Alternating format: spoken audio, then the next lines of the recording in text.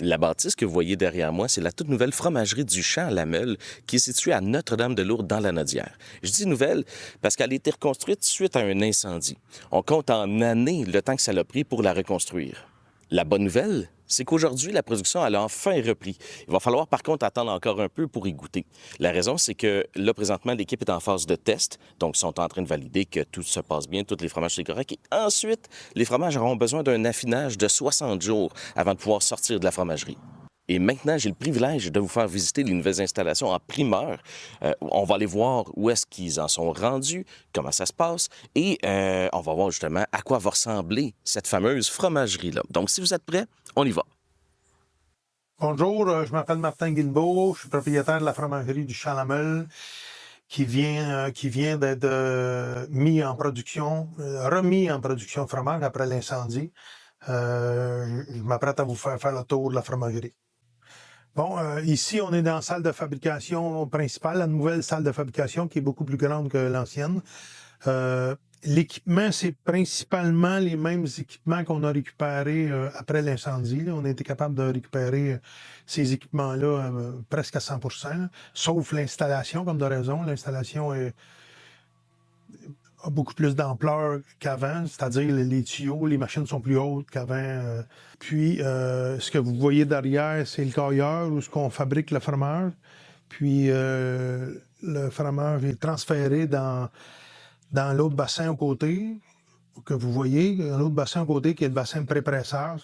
Éventuellement, dans un peu de temps, au courant de l'hiver, il va y avoir un autre équipement qui va mouler directement dans les moules. Ça va être une belle amélioration de qualité de production, puis aussi moins dur, moins de monde que ça va prendre pour faire cette étape-là. Ici, on est dans la salle de fabrication 2. C'est des nouveaux projets ici. On va être capable de faire des fromages pasteurisés, des pâtes molles, des pâtes fraîches. C'est des nouveaux fromages qui vont venir compléter la gamme de fromages qu'on avait déjà.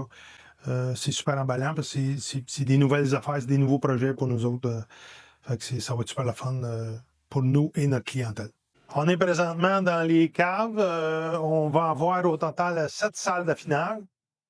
On a la production de Victor et Berthold est commencée. Je vais vous montrer ce qu'on a fait à date.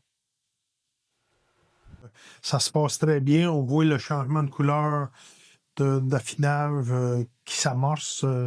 Ça va au-delà de nos espérances. Ça a été à date mieux que ce qu'on pensait.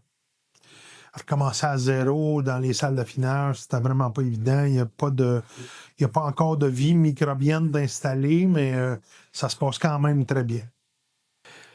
Présentement, on est dans la boutique où on va recevoir les gens. On a presque fini. C'est fini à 98%. Il reste quelques détails à installer.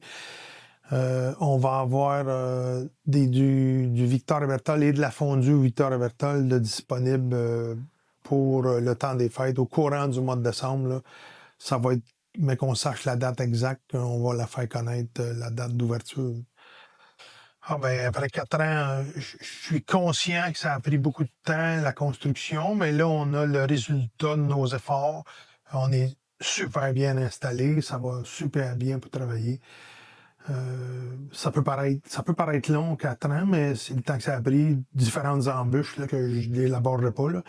Mais on a de super beaux résultats de bâtiment et d'installation.